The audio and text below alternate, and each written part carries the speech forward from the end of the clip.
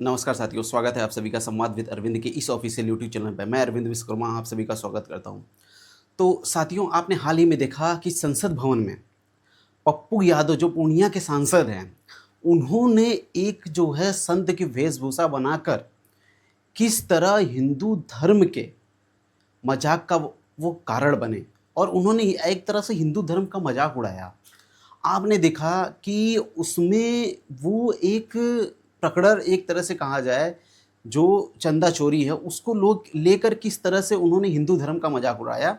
आज हम इसके बारे में बात करेंगे और उन्होंने ऐसा क्यों किया और इनके क्या कर्म हैं पिछले इतिहास के, हम इस बारे में भी चर्चा करेंगे।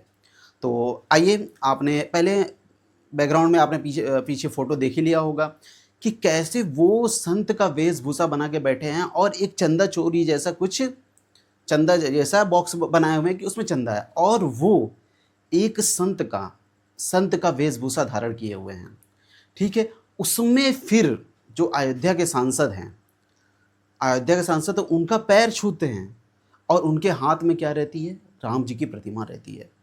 एक तरह से कहा जाए तो वो राम जी की प्रतिमा से को नतमस्तक करा रहे हैं। इतना बड़ा हिंदू धर्म का अपमान वो कर रहे हैं और ये विपक्ष आज बहुत बड़ा वो बन रहा है, हितैषी बन रहा है कि हाँ, चंदा चोरी नहीं होनी चाहिए। इन विपक्ष का इतिहास मैं आपको बताऊंगा कि इन विपक्ष का इतिहास कैसा रहा है। इतिहास में ये किस तरह सोचते थे हिंदू के बारे में, हिंदू धर्म के बारे में। आपको मालूम होगा 2014 से पहले अगर कोई भी राजनेता जो है टीका लगा के मंदिर चला जाता था तो उसे कम्युनल समझ लिया जाता था। तो ये किसकी बनाई हुई है? ये विपक्ष का ही बनाया हुआ है कि उन्हें कम्युनल समझा जाता था अगर वो चले जाए मंदिर पे तो। और इन्होंने ही 2013 में क्या कानून लाया था कि अगर कहीं भी हिंसा होती है तो उसमें वहाँ पे मेजोरिटी किसकी है? मेजोरिटी हिंदुओं की है, तो वहाँ हिंदुओं को ही दोषी बनाया जाएगा, ऐसा कानून लाने चाह रहे थे।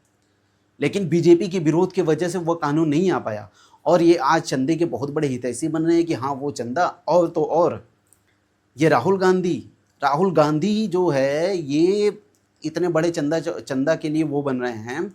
इन्होंने ही 17 वकीलों की फौज खड़ी की थी कि राम मंदिर ना बन पाए। और ये बात करते हैं, इनके इतिहास इतने मतलब कि हिंदू विरोध से जुड़े हुए हैं। और तो और इन्होंने क्या किया? जो मुगल आए तो हमारे मंदिरों को तोड़ दिया। ठीक है, मंदिरों को तोड़ दिया। उन्होंने ऐसा कानून लाया कि मंदिर के आप जो है, जो मंदिर हिंदुओं को तोड़ के बनाया गया, आप उसे जो है वापस नहीं मांग सकते हैं। ऐसा कानून ला दिया उन्होंने। और ये बात करते हैं, चंदा चोरी की बात करते हैं। और रही समाजवादी पार्टी की बात, समाजवादी पार्टी के इतिहास के बारे में कौन अनभिज्ञ है इससे, जिन्होंने जो है कार सेवकों पे गोली चलाई। बताइए। तो ये आज चंदा चोरी कर रहे हैं। आज वो अखिलेश यादव जो चर्चा कर रहे हैं और ये कह रहे हैं कि बहुत बड़े मतलब कि चंदा चोरी है, ये है वो है, कि यार अब जो है हिंदू एक जो होके बीजेपी की जगह दूसरी जगह वोट। मैं किसी पार्टी का समर्थन नहीं कर रहा हूँ, लेकिन हाँ, इनके कारनामे बताना हमारी जिम्मेदारी है कि इनके कारनामे कैसे थे। ये अपने समय में जब ये सत्ता में थे, इन्होंने क्या किया? ये ऐसे थे कि इन्होंने जब कांवड़ यात्रा चल रही हो तो उन्होंने डीजे पे बैन लगवा दिया। क्यों बैन लगवाया? कि एक पक्ष खुश हो जाएगा, जो उनका वोटर है उनको खुश खुश करने के लिए उन्होंने किया। ये हमेशा किसी न किसी तरह से हिंदू धर्म का अपमान करते ही रहते हैं। आज ये जो पप्पू यादव जो सांसद है, ये अगर कोई मौलाना बन के बता दे, क्या मस्जिदों में नहीं होती है चंदा चोरी? जो भी मस्जिदों में दान मिलता है उन्होंने क्या कहते हैं, क्या उसमें चोरी नहीं होती है? उसमें भी चोरी होती है। या आज पादरी बना के दिखाते, कोई पादरी, तो हमेशा एक ही धर्म का अपमान ये क्यों करते हैं? क्या हम हिंदू बहुत ज़्यादा सहिष्णु है इसलिए? तो ये सोचने का विषय है कि क्यों हमेशा एक ही को टारगेट किया जाता है, एक ही धर्म के बारे में ही क्यों ऐसा किया जाता है।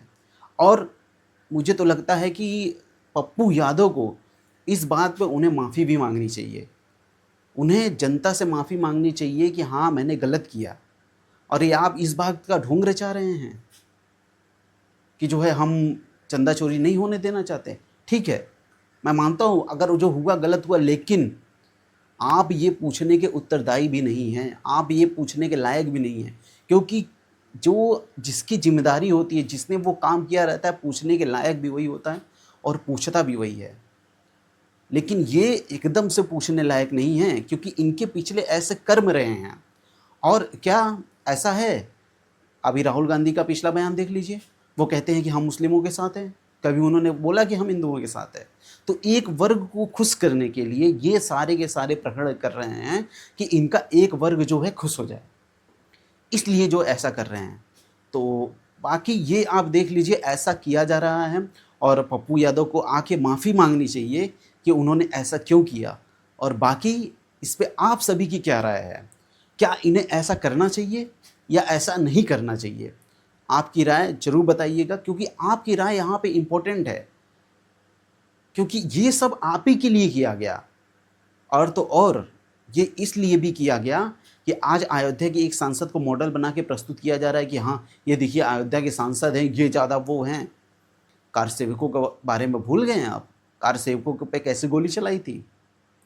ज़रूर आप सोचिएगा, विचार कीजिएगा और अपना कमेंट दीजिएगा। धन्यवाद। चैनल पसंद पसंद आया हो न्यूज़ एनालिसिस तो चैनल को लाइक करिएगा, शेयर करिएगा, सब्सक्राइब करिएगा। धन्यवाद।